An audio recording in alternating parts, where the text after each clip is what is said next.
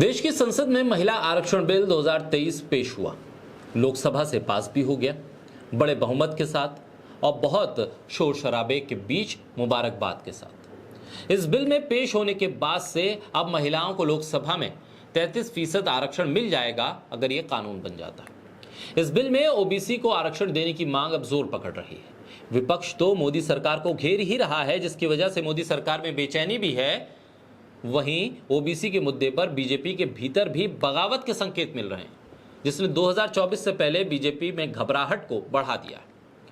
बोलते हिंदुस्तान पर मैं हूं आपके साथ बिरसा शाकरेली बेग। इस बिल पर बीजेपी की सीनियर लीडर पूर्व मुख्यमंत्री उमा भारती ने नाराजगी जताई है। उन्होंने इस मसले पर प्रधानमंत्री मोदी को खत भी लिख दिया है।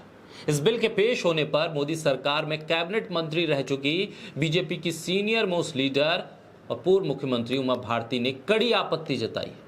उमा भारती ने कहा है कि मैं ओबीसी महिला हूं, मैं बीजेपी के साथ उसके हर आंदोलन में खड़ी रही, पर जब बारी आई कि वो ओबीसी को कुछ दें तब उसने ओबीसी के साथ धोखा कर दिया।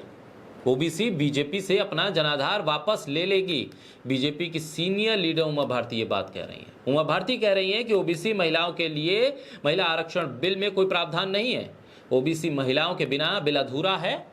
यहां तक कि उन्होंने कह दिया कि इस मसले पर मैंने प्रधानमंत्री को चिट्ठी लिखी है और इस बिल की बात हुई है तो मैंने हमेशा महिला आरक्षण का विरोध किया और हमेशा से ये कहा कि इस ओबीसी महिलाओं के लिए आरक्षण मिलना चाहिए। उन्होंने कहा कि देश में ऐसा माहौल मैं बना दूंगी कि ओबीसी महिलाओं को आरक्षण मिलेगा। सकारात्मक अप्रोच के साथ मैं देश में जाऊंगी। यानी मोदी सरकार के इस फैसले के खिलाफ वो लोगों के बीच जाने का ऐलान कर चुकी हैं, जन आंदोलन खड़ा करने का ऐलान कर चुकी हैं।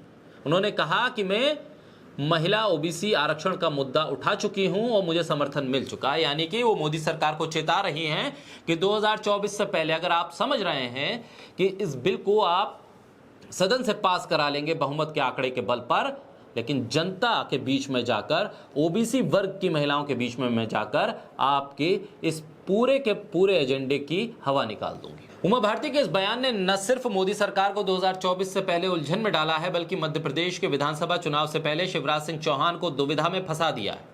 क्योंकि उमा भारती ने कहा है कि मैं शिवराज सिंह चौहान से बात करूंगी कि अगर मोदी सरकार ओबीसी महिलाओं को आरक्षण नहीं दे रही है तो आप प्रदेश की महिलाओं को 50% आरक्षण दें।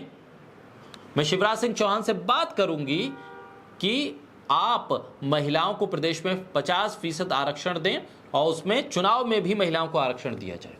यानी कि शिवराज सिंह चौहान के गले में भी हड्डी उन्होंने फंसा दी।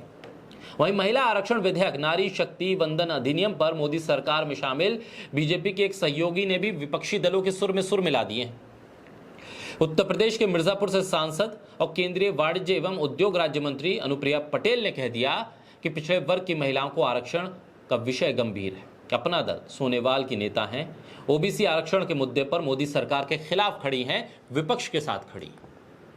उनकी इस मांग का विपक्षी दल भी समर्थन कर रहे हैं। यानी कि 2024 से पहले अगर ओबीसी आरक्षण की मांग तूल पकड़ती है, ये मांग जोर पकड़ती है, तो घबराहट बीजेपी के भीतर होना लाजमी है और नुकसान भी होना लाजमी है।